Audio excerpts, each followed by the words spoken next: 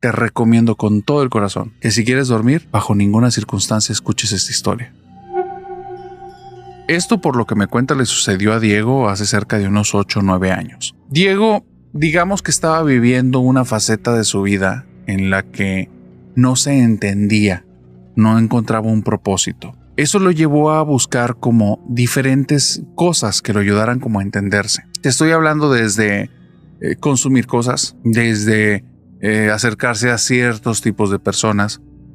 Y era algo importante saber que para Diego el hecho de buscar un significado de vida, algo trascendente, algo más allá de lo que simplemente estaba viviendo en este plano físico, era muy importante, era más importante que el placer en sí mismo. Digo porque no generó dependencias. Y esto no es ninguna recomendación. No te recomiendo acercarte a esos temas, porque son temas que en el primer descuido o en la primera situación todo puede terminar muy mal.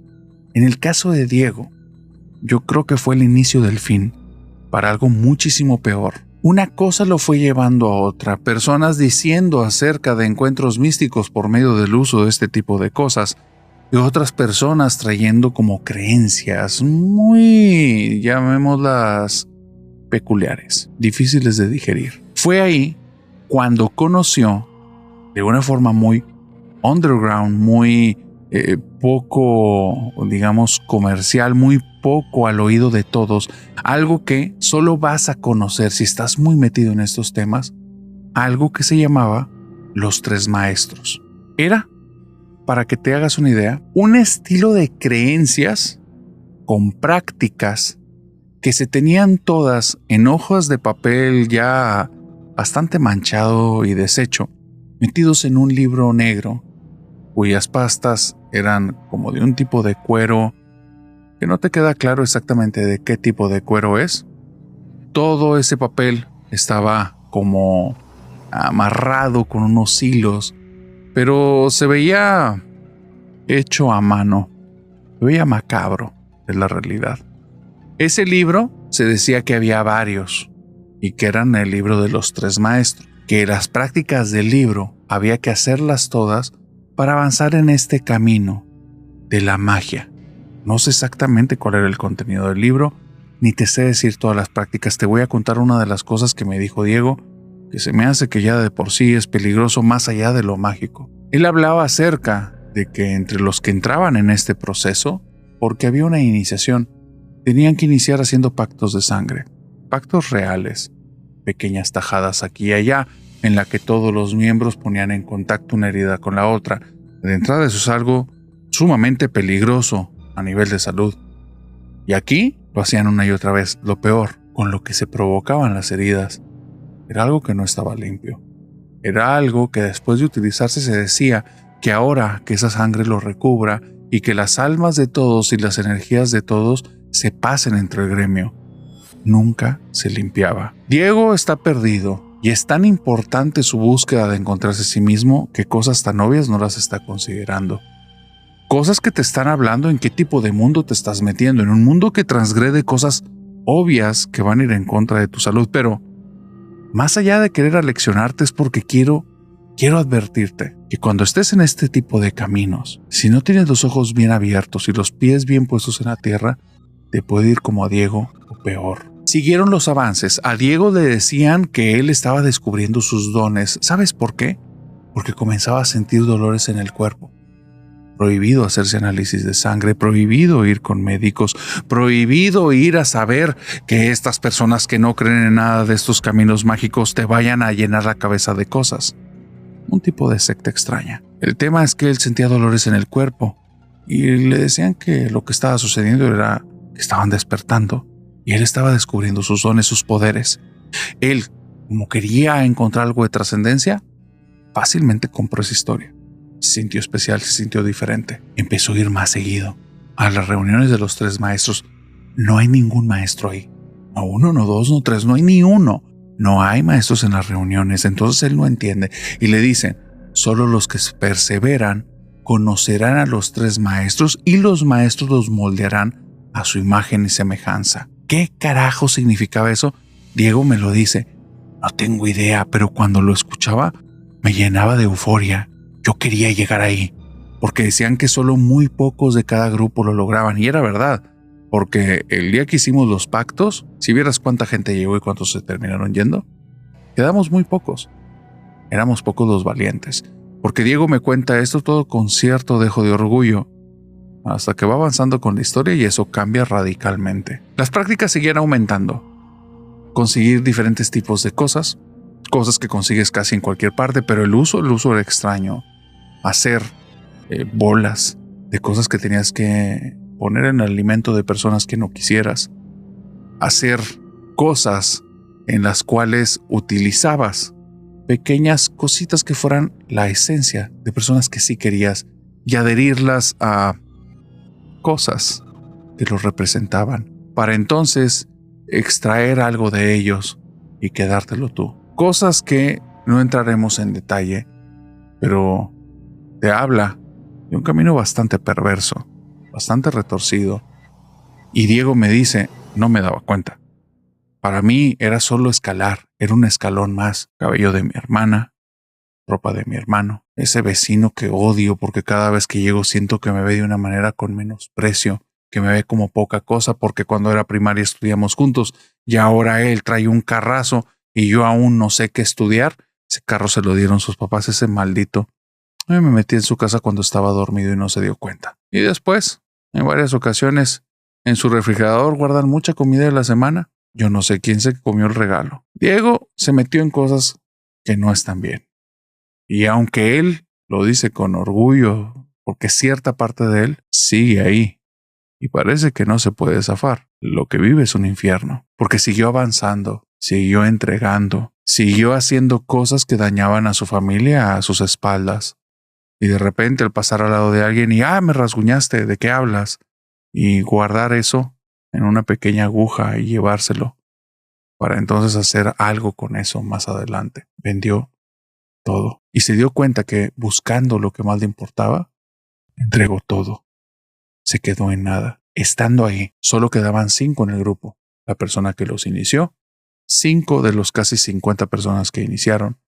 Y entonces dijeron, ahora estamos a punto de llegar a la fase final. Están dispuestos a entregarse en cuerpo y alma y a darse a la nada para que los maestros los moldeen a su imagen y semejanza. Y Diego estaba más que preparado. De hecho, él se sentía orgulloso, así es que volteaba a ver a los otros 2 compañeros que sabía que no se iban a atrever.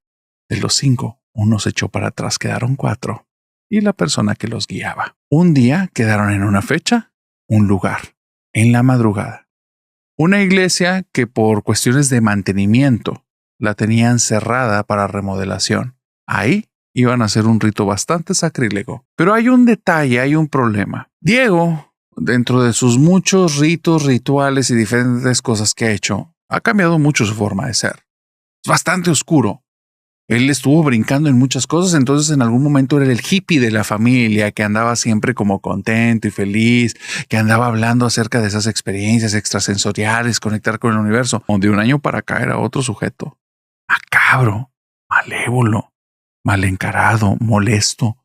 Una persona que te acercabas y te despedía una energía tan negativa que preferías alejarte al instante. No te necesitaba decir nada ni verlo. Tu familia ya se daba cuenta.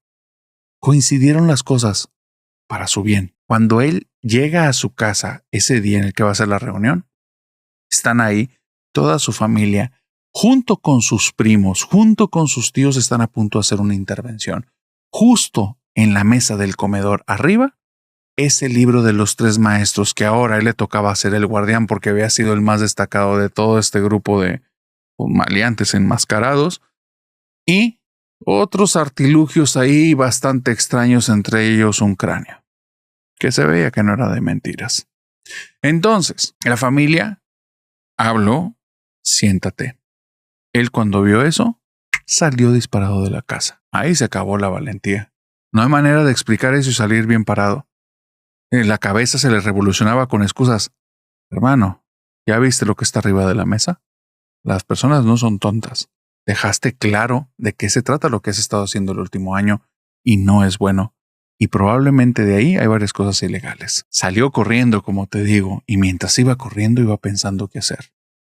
Se puso muy nervioso, ya no tenía casa. Eso sí nunca lo había pensado porque Todo este descubrimiento interior y ese encuentro de caminos y descubrir bla, bla, bla era patrocinado por alguien y ahí se había acabado el mecenas. La vida de Diego, sin darse cuenta, se había ido al traste. Y eso hizo que tuviera mucha suerte ese día, porque cuando se acordó del ritual, de ese lugar en el que se quedaron de ver cerca de las 12 en punto, ya era pasada esa hora. Eran cerca de la 1:30. Y él le llegó la imagen en su cabeza. Los 3 maestros los íbamos a conocer el día de hoy. Hoy íbamos a hacer todo lo que pasé este año, todo lo que me atreví a entregar, todo lo que he sacrificado por nada, y se arrancó hacia la iglesia. De alguna u otra manera me van a tener que aceptar. De una u otra forma voy a formar parte. Yo eventualmente voy a ser uno de los 3 maestros. Y esto es lo que hace que al día de hoy, Diego, 1, esta historia no la cuenta abiertamente. Es obvio que no se llama así. Y 2, hace que estos temas no los quiera tocar. Cuando llega a la iglesia, todo está en un silencio absoluto. Se acerca a las puertas principales y no hay ruido alguno. Finalmente, comienza a pensar, lógica deductiva. Si ellos entraron, yo también, ¿por dónde entraron? Y empieza a buscar a los alrededores y encuentra uno de los ventanales que está abierto. Se acerca a los ventanales, se asoma y ve que hay un reflejo como de llamas y se ven sombras que están reflejadas, lo que le dice que en uno de los lugares al lado del altar, probablemente en un salón, ahí es donde están ellos y de ahí están proyectando las sombras. Sabe que no se van a dar cuenta que está ahí, no lleva sus ropas ceremoniales, no está preparado para la ocasión, no trae el libro de los 3 maestros, pero va a entrar. Ese año no pasó en balde. Se mete por la ventana, va caminando y conforme va avanzando está pensando en cómo se va a excusar, de qué manera los va a obligar a que lo acepten, de qué manera va a hacerlos entrar en razón. Esa palabra es mágica porque lo que ve rompe toda razón. Las sombras frente a él son de 3 sujetos, 3 sombras grandes, sombras que él no sabe si corresponden o no a los 3 maestros o a alguien más, pero ve como esas sombras hacen un movimiento muy estilizado. Se llevan como si fueran 3 cosas programadas para actuar exactamente al mismo tiempo. Al mismo instante, los 3 las manos al cuerpo, hacen esto y se ve que se abre un tipo de ropa, se cae la ropa al piso y se ve donde ellos estiran las manos al mismo tiempo y su cuerpo se empieza a deformar. La cabeza se empieza a mover, el cuerpo se empieza a alargar, el cuerpo se empieza a moverse y se escuchan crujidos de huesos. Se escucha un grito y se ven donde los 3 al instante brincan como si fueran bestias cazando algo. Comienza a escuchar gritos en el lugar. Él siente que el corazón le está latiendo a 1000 por hora. No entiende qué carajos es lo que está viendo. Gritos por todas partes y ve que en la entrada el tipo que fue el que los guió está parado ahí inmutable. Que los hagan a su imagen y semejanza. ¿Quieren ser parte de la nada? Y parece que ahora esas palabras tenían sentido. Ser parte de los 3 maestros, literalmente, está mudo. Siente que el corazón se escucha en el lugar porque le retumba el sonido en sus orejas. Empieza a caminar tan lento que no lo escuchen. Pero llega un momento en el que sabe que la salida está tan lejos y esas cosas se mueven tan rápido que de ahí no va a salir vivo. Lo único que decide es hacerse a un lado y esperar el final de sus días sentado en una banca. Su cerebro se atrofió. Se quedó congelado. Ahí, sentado en la banca esperando su destino. ¿Quién sabe cuánto tiempo pasó? No era de día cuando vio que de ese cuarto comenzaron a salir los sujetos. Todos encapuchados. 4. Adelante venía el tipo que lo llevó en el camino para ser parte de los 3 maestros detrás. Los 3 maestros. El corazón comenzó a latir rápido, pero él de cierta manera en esos segundos ahí se atrofió tanto que su cerebro ya no pensaba. Tenía un sonido agudo, como cuando la televisión se acaba la señal y ya, estaba acabado. De cierta forma había hecho pases con la muerte. Ahí se iba a terminar todo. Cuando este sujeto se acercó, se da la media vuelta. Estaba consciente que él estaba ahí. Se acerca sonriendo, le pone la mano en el hombro y le dice: mala suerte, Diego. El próximo año te tocará ser parte de los 3 maestros. Se da la media vuelta, va caminando, se sube por la ventana y los otros 3 hacen lo mismo. Aquí hay una situación. Diego recuerda que cuando intentó ver el rostro de esos 3, es como haber visto a la nada, como un cielo sin estrellas. Diego dice al día de hoy que de estos temas prefiere ya no saber nada. Probablemente conoció lo más oscuro. Y aunque esa cosa, ese orgullo, es algo probablemente de las cosas que le pusieron ahí. Y sabe que se los pusieron ahí. Tal vez alguno de sus compañeros, tal vez ese tipo, tal vez los 3 maestros, alguien, porque todos los años siente la necesidad de regresar, de buscarlos y ser parte de eso. De alguna manera ha logrado tener los pies en la tierra. De alguna manera ha logrado intentar que su mente sea cabal y no volverse loco, porque se acuerda de esos gritos, se acuerda de esos huesos crujientes, se acuerda de esas sombras deformándose, y dentro de él su voz grita pidiendo auxilio, y eso es lo único que al día de hoy le impide presentarse y volver a empezar su proceso en este camino para ser parte de los 3 maestros. ¿Y tú habías escuchado del camino de los 3 maestros?